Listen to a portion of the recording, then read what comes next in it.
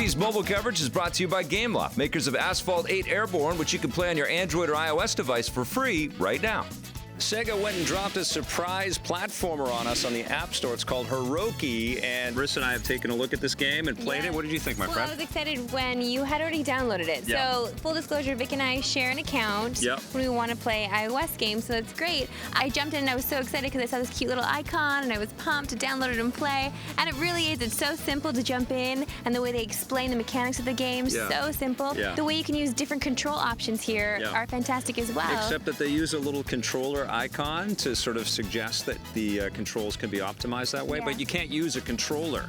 So that got me annoyed right away because this would have been a great MFi controller experience, but no, you have to tap on the screen to guide. I want to have to pull out the blow darts to go make you go to sleep right now. You can use a virtual controller, which absolutely sucks. But no, it doesn't. What did you use? I liked it. I liked the virtual controller. I couldn't handle it. Too twitchy. So there were 3 different options here that you can go to. The one is actually recommended because it says best option. That's terrible. Which is the worst one. Terrible. It was the worst one. It was to pull behind him. Yeah, it's basically you're trying to play it like air hockey. It's not good. I'm not really sure why they chose that as their main control option. I use the pull one. Terrible. Yeah. So the pull one is my second favorite. I can't believe you use the virtual. But the virtual controller, and you're not calling me saying, "Can I borrow your controller, your real controller?" No, of course not. I never think about your portable controller. That's only you. It's only in your head. Okay. So, pisses me off. This game would have been great with an MFi controller. Well, look, see, I didn't even know about it, and I'm excited that you can actually use it. This is exciting for me because you have to play an iOS game like regular people. Like the plebes. Like everybody else out there.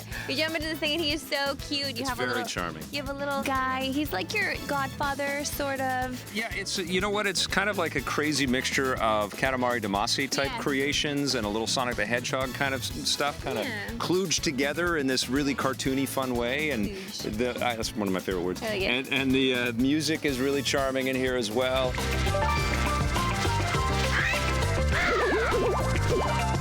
Now, I think one of the big challenges with this game is that you're going to get stuck because the other mechanics in here are you can lift up stuff and chuck them at different enemies and stuff like that. And you've got to open up a lot of doors. And so you're going to get stuck kind of looking all over the damn place to find the little items that will allow you to keep progressing. For sure. And that gets a little repetitive and a little tedious. But up until that point, and I think this is one of those games that you maybe don't eat the whole thing all at once. You nibble at it for a little while, you put it away, you play something else on the phone, then you go back to it. And if you do it that way, I think you'll get a lot of value out of this game because it's really well made. It just suffers from repetition in its design. So what are you going to give to Heroki? Heroki gets a 7. Gets an 8 from me.